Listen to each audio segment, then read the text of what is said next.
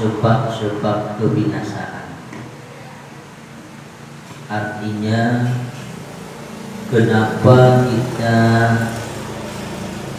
binasa dalam kehidupan dunia, dalam kehidupan akhirat adalah karena kita tertipu.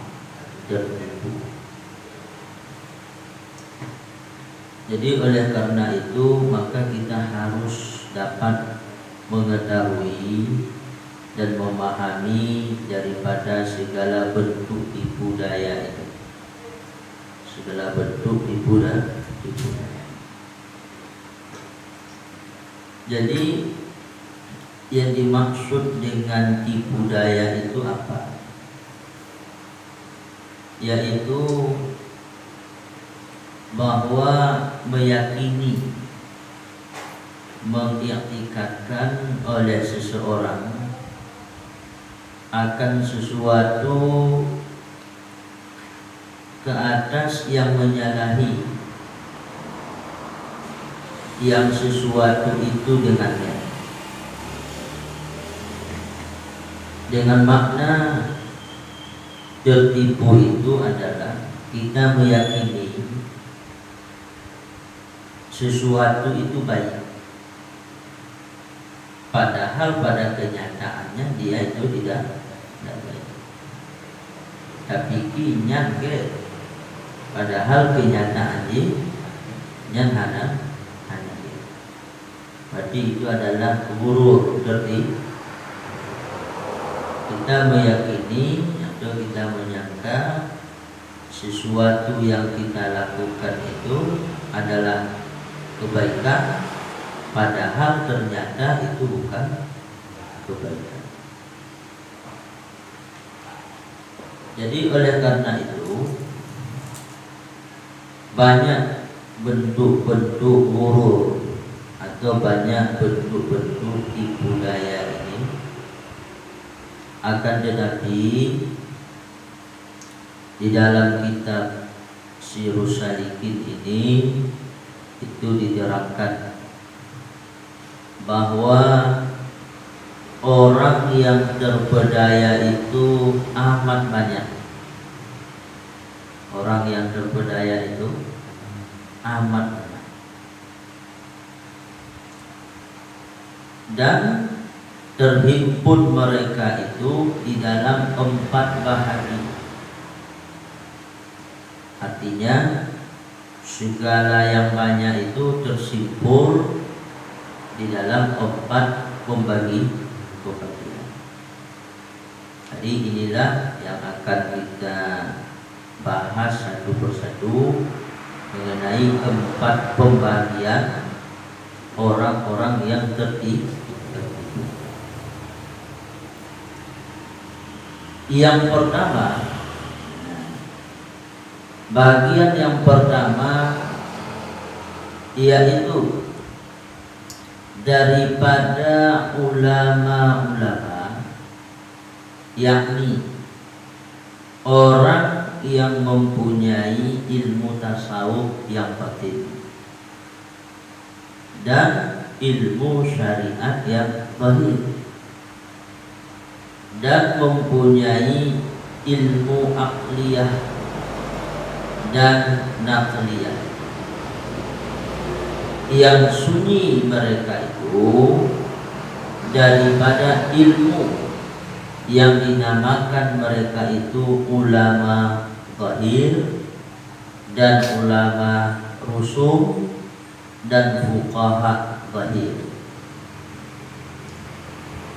Dan adalah terpedaya mereka itu sebab mereka menyimpankan mereka itu akan mengetahui ilmu syariat yang zahir 2, dan tiada dia mengetahui ilmu syariat yang batin. Ini yang pertama. Yang pertama, orang yang terpedaya itu, orang yang tertipu adalah orang-orang yang dia hanya mencukupkan. Orang yang hanya mencukupkan yaitu dengan ilmu-ilmu syariat yang qadim. Ilmu-ilmu syariat yang qadim. Tetapi dia tidak mengetahui, memahami, mengamalkan ilmu-ilmu syariat yang batin.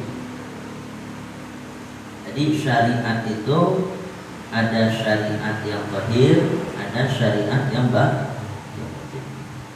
Jadi ilmu-ilmu mengenai dengan syariat yang zahir, inilah seperti ilmu usuluddin, ilmu akidah, ilmu hukum-hukum syara' atau ilmu fikih, ilmu mengenai dengan akhlak. Ini syariat yang zahir. Tetapi dia tidak mengetahui mengenai ilmu syariat yang batin. Bagaimana supaya dia dapat hatinya itu bersih, supaya hatinya itu dapat berkemauan berjalan untuk mendekati Allah. Bagaimana hatinya itu, batinnya itu senantiasa dapat menyaksikan kebesaran kasih sayang Allah, keberadaan Allah di dalam batin. Jadi hanya mencukupkan dengan ilmu-ilmu syariat yang zahir, tetapi tidak mengetahui, memahami ilmu-ilmu syariat yang batin. Ini terpedaya. Seperti kata Imam Malik radhiyallahu anhu. Apa kata Imam Malik? Man tafaqqaha wa lam yatasawwaf faqad tafassaqa. Barang siapa menuntut ilmu fikih yang zahir dan tiada ia menuntut ilmu tasawuf yang batin, maka sesungguhnya jadi ia fasik. Kalau kita hanya mengetahui ilmu fikih, artinya syariat yang zahir, tapi kita tidak mengetahui ilmu tasawuf syariat batin, maka kita fasik. Makna fasik ini adalah hubbud dunia, cinta kepada dunia, sehingga kita akan mudah terpedaya oleh dunia, akan mudah untuk melakukan perbuatan-perbuatan yang dilarang oleh Allah, yang dibenci oleh Allah. Jadi pasif. Pasif. Jadi batinnya itu tidak bisa lepas daripada hubbud dunia. Kalau kita hanya mencukupkan dengan fikih, tapi tidak bertasawuf. Dan inilah makna perkataan Imam Al-Ghazali rahimahullahu ta'ala di dalam Ihya Ulumuddin. Ia nukilkan daripada setengah ulama yang arifin. Apa kata beliau? Man lam yakul lahu nasibun min ilmil qaumi yukhafu alaihi min su'il khatimah wa adna nasibin minhu at-tasdiqu wa taslimu li ahli. Artinya, barang siapa tiada baginya bahagian mengetahui daripada ilmu qaum, artinya ilmu tasawuf, niscaya diketakuti atasnya itu jahat kesudahan mati. Artinya mati di dalam kejahatan, di dalam maksiat. dan sekurang-kurang bahagian daripada ilmu tasawuf itu yaitu membenarkan ilmu tasawuf ini, mentaslimkan, menyerahkan akan dia bagi ahlinya. Ini kata Imam Al-Ghazali. Jadi siapa saja yang tidak ambil bagian di dalam ilmu qaul, artinya ilmu tasawuf, maka dikhawatirkan, ditakuti mati kita itu dalam keadaan su'ul khatimah, mati dalam keadaan maksiat. Jadi itu pentingnya ilmu tasawuf. Kenapa? Karena seperti yang dikatakan tadi, ilmu tasawuf itu bagaimana supaya kita dapat agar hati kita ini senantiasa bersambung. Ingatan kita itu, pandangan kita itu kepada Allah.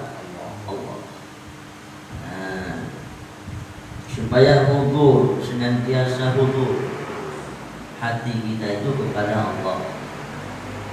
Enggak lepas ingatan kita kepada Allah.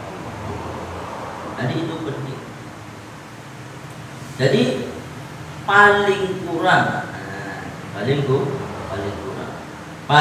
kurang kadikeun katergolong danyo ambil bagian di dalam ilmu tasawuf itu adalah membenarkan dan menyerahkan kepada ahli.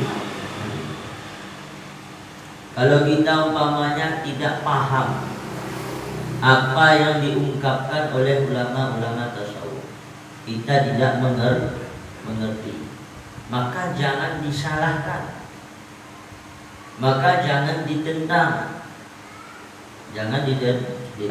jangan disesatkan.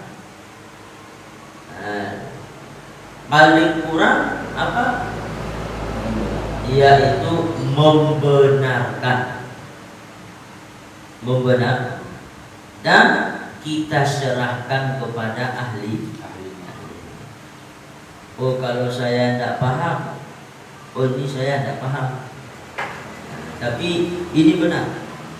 Bagaimana pengertiannya, bagaimana maksudnya, itu tanyalah kepada yang ahlinya. Itu kata Imam Al-Ghazali. Kemudian lagi kata Syekh Abu Hasan Asy-Syadzili, man lam yatawaqqad fi hadhihi al-ulum yakni ilmu tasawuf mata musirran 'alal kabair wa huwa la ya'lam. Artinya, barang siapa tiada masuk mengetahui di dalam ilmu ini, artinya di dalam ilmu tasawuf, niscaya mati ia padahal ia mengekali atas beberapa dosa besar, padahal ia tidak tahu akan yang demikian itu. Ini kata Abu Hasan Asy-Syadzili.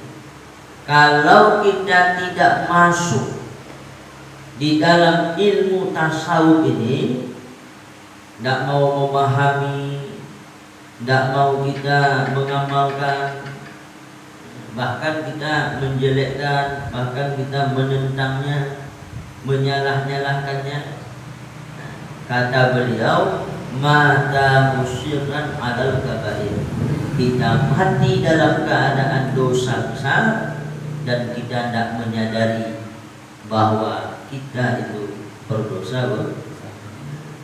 Jadi kita pikir kita bagus, padahal ternyata kita dalam keadaan berdosa.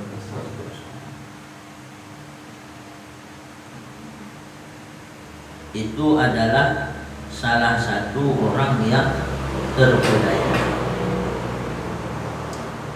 Dan telah tersebut di dalam kitab ilmu dahulu akan kelakuan ulama yang terpedaya itu. Dan lagi menyebutkan Imam Ghazali rahimahullahu ta'ala akan perceraian ulama yang terpedaya itu di dalam kitab Ihya Ulumuddin. Jadi kalau kita orang yang berilmu hanya mencukupkan dengan fikih saja, hanya mencukupkan dengan akidah saja, tapi tidak yaitu memahami, mengamalkan tasawuf dan sufian, berarti kita ahli ilmu yang terpedaya. Itu dikata Imam Al-Ghazali. Kemudian barang siapa tiada mengetahui akan ilmu yang mengetahui akan aib-aib dirinya, yaitu ilmu tasawuf yang batin, atau mengetahui akan aib dirinya, tetapi ia tiada bersungguh-sungguh menyucikan aib dirinya yang di dalam batin itu, maka sungguhnya terpedaya dia. Kalau kita tidak mengetahui ilmu untuk mengetahui kekurangan-kekurangan, kejelekan-kejelekan diri kita, yaitu ilmu tasawuf. Jadi ilmu tasawuf ini ilmu untuk kita dapat melihat, mengetahui kekurangan-kekurangan diri kita, penyakit-penyakit kita, kekurangan, aib-aib nafsu kita, aib-aib hati kita, aib-aib amal kita. Itu ilmu tasawuf untuk mengetahui aib diri. Dan atau kita tahu, kita mengetahui mengenai dengan aib-aib diri, tetapi kita tidak bersungguh-sungguh untuk membersihkannya. Kita tahu nyo penyakit, nyo kadepu, nyo anaknya, nyo na kesombongan, na kedengkian, na sangka, na hubbud dunia, na hubbul mal, cinta harta, cinta sanjungan, suka kemegahan, galak dipuja, galak dihormati, galak dimuliakan. Kadepu kita tahu, tapi kita tidak bersungguh-sungguh mencuci, maka tanya kita tergolong ke dalam orang yang terpedaya. Jadi itu yang pertama.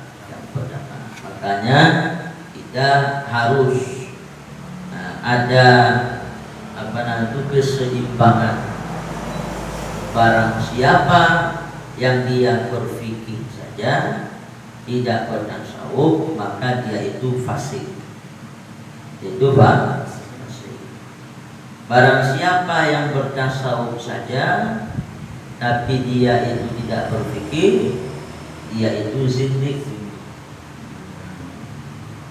Kibanci yang betul ini mendua, yaitu berfikih, bersyariat yang zahir, dan bertasawuf, bersyariat yang batin. Faqat tahaqqaqa, maka dialah yang tahqiq, dialah orang yang benar di dalam menjalani kehidupan. Jadi untuk memperbaiki zahir kita itu dengan syariat yang batin. Untuk memperbaiki batin kita itu dengan syariat yang batin.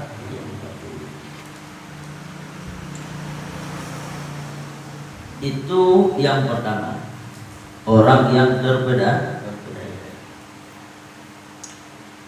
Dan bahagian yang kedua, orang yang terpedaya, yaitu ibadah, yakni orang yang berbuat ibadah. Upadi uang yang berbuat berbuat ibadah najib terpenuh. Ada juga tertipu. Maka barang siapa berbuat ibadah yang zahir, seperti sembahyang, puasa, memberi zakat, memberi sedekah, naik haji, membaca Quran dan barang sebagainya, padahal tiada menyucikan hatinya daripada maksiat yang batin seperti riya, ujub, sum'ah, kibir, sombong, hasad, dengki dan lainnya daripada maksiat yang batin, maka yaitu terpedaya ia. Jadi umum yang beribadah, jihnya sembahyang, puasa, zakat, haji, bersedekah dan ibadah yang kebaikan. Jadi umum yang berbuat ibadahnya najis dari pun. Apabila dia beribadah itu tetapi batinnya ini tidak dapat dia bersihkan dari maksiat yang batin. Jin sembahyang, dia sembahyang, tapi dalam batinnya itu ada riya. Ada riya. Jin sembahyang, jin beribadah, tapi dalam batinnya itu ada ujub, merasa heran atau merasa bangga atau melihat kebaikan ibadah itu datang dari diri ujub. Atau jin sembahyang tapi dia itu ada sum'ah, atau dia salat, dia itu sombong, merasa diri lebih baik, lebih mulia, lebih hebat daripada orang lain. Atau nadengki, anagala, apabila orang lain itu mendapatkan satu nikmat atau kelebihan supaya bekna ba'ud, kedengki dan lain-lain penyakit. Jadi maka muncul lagi berarti kita itu adalah orang yang tertipu. Dia berbuat ibadah tapi tertipu karena dia tidak membersihkan batin. Dan bersihkan batin. Padahal tujuan ibadah itu kan, kalau kita salat, semakin kita salat, semakin kita tazallul, semakin kita merasa diri kita hina. Ini enggak, semakin salat semakin menghina orang. Kita beribadah sebenarnya semakin diri kita itu khudu, diri kita itu rendah dalam pandangan kita. Kita tidak ada apa-apanya, tapi nyokot dengan tanya sembahyang semakin sombong saja, semakin merasa diri kita itu hebat, itu terpedaya. Maka kata beliau, pakon terpedaya, karena ibadah zahir itu terhenti sahnya itu daripada membaikkan hati, daripada sifat kejahatan yang di dalam hati, yakni daripada maksiat yang batin. Jadi kita adalah salat, puasa, zakat dan lain sebagainya. Okelah, kita melakukan itu sesuai dengan tuntutan ilmu. Pah sembahyang nanyo, pah badilah nanyo, pah ruku, pah sujud dianggap sah. Tapi pakiban nilai ibadah nanyo, punya nilai ke Allah Ta'ala atau kahana punya nilai Tuhan. Anak sembahyang hana khusyuk, sembahyang hana ikhlas, sembahyang hana hudur hati, sembahyang tapi batin danyo berpenyakit, hana nilai. Maka untuk itu ibadah zahir itu harus disertakan dengan kita memperbaiki batin. Karena nilai ibadah zahir itu tergantung kepada bagaimana kita membaikkan atau membersihkan batin. Seperti sabda Nabi, inna fi jasadi bani adam mudghah idza saluhat saluha laha sairul badan wa idza fasadalah sairul badan ala wahiyal qalbu. Artinya di dalam jasad anak Adam itu ada segumpal daging. Apabila baik ia, niscaya baik baginya segala badan, dan apabila binasa ia, maka binasa baginya segala badan. Ketahui olehmu, yaitu hati. Yakni apabila suci hati itu dari maksiat yang batin, niscaya baik segala ibadah anggota yang zahir itu. Dan apabila tiada suci hati itu daripada yang demikian itu, niscaya tiada baik ibadah yang batin. Jadi kalau batin kita bersih, maka akan lahirlah amal-amal yang baik. Tapi sebaliknya, apabila batin kita kotor, batin kita jelek, maka juga akan lahir amal-amal yang jelek.